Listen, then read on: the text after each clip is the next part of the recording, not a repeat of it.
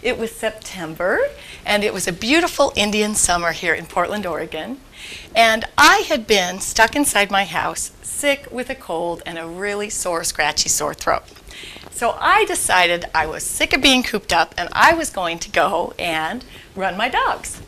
So I went out on my back porch, put on my dirty tennis shoes, got ready to leave my back porch, and thought, maybe I should get a bottle of water because I have had a really sore, scratchy throat. And then I thought, I don't want to take my shoes off and go back into the kitchen and go to the refrigerator, so I left without a bottle of water.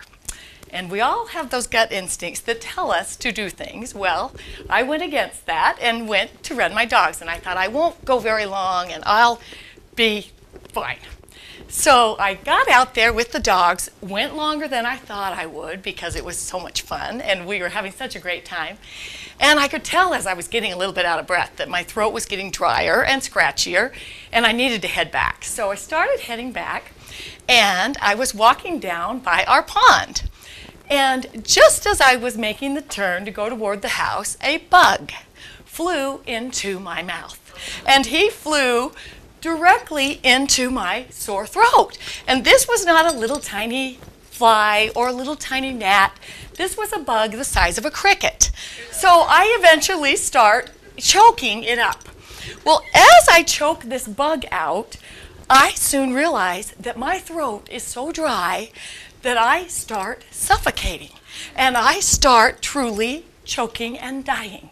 And I'm making whistling sounds and things that I've never heard a human being make before.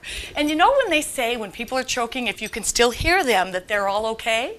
Well, you couldn't hear me, and my dogs were jumping all around me, scared to death. And I started bargaining with God and said, I don't want to die out here today in my hayfield. So first thought was the pond. And so I ran immediately to my pond, and let me preface this. This is not a beautiful springtime pond. This is all summer long pond scum pond, and I decide I either drink this or die, and I might even die from drinking this. So I run into it all the way to my knees, scoop 1, 2, 3 scoops of water, and I stop choking. And I start breathing again, and it has relieved my dry, scratchy throat. Well, I speak on happiness, and obviously happiness people tell you, choose happiness on a daily basis. That is what we're all supposed to do, just like you choose a shirt in the morning, choose a positive attitude, and choose happiness. Well, I tell you this story about the bug in my throat because I could have died that day, and I never would have thought I would have died that day. And we all need to choose happiness, and because we never know when our time is, and we want to make sure that we have a positive, happy attitude throughout our days. And I wanted to talk a little bit about some new research that I have discovered. It is from a guy named Shawn Achor. He has written a book called The Happiness Advantage, and he has studied happiness and positive psychology for the past 10 years at Harvard. And he says we have actually had the cart before the horse when it comes to happiness. And what he has discovered is that most people think, and we all were programmed to believe this, that success comes after happiness. Well, actually, they have now discovered that happiness actually brings about success.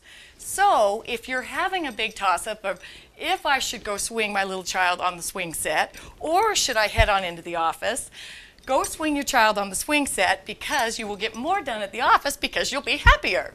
And they say this is just an amazing breakthrough, and happiness truly does lead to success in every aspect of our lives.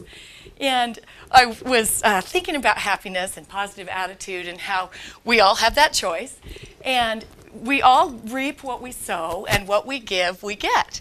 And I had just, after the holidays, after the new year, gone to a grocery store to do some grocery shopping, and it was the 5th of January, and I was just going to get a few items, and as I walked up to the cashier, I told the guy, Happy New Year.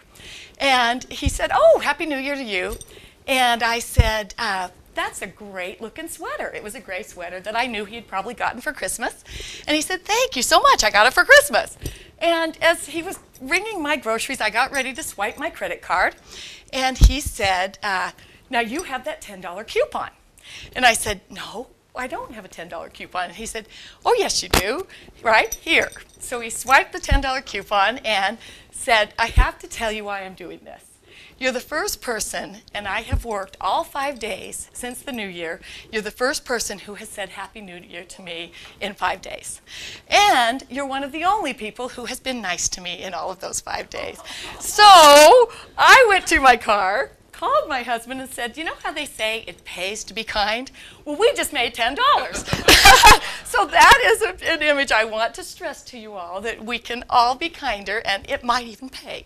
So I wanted to end this speech by ending on a story that I always end on. And I have Harrison Ford to thank. He was interviewed by Reader's Digest for the most inspirational people about 3 years ago when Raiders of the Lost Ark movie, the new one, had come out. And he was saying when people see him that they all say, may the force be with you, Star Wars.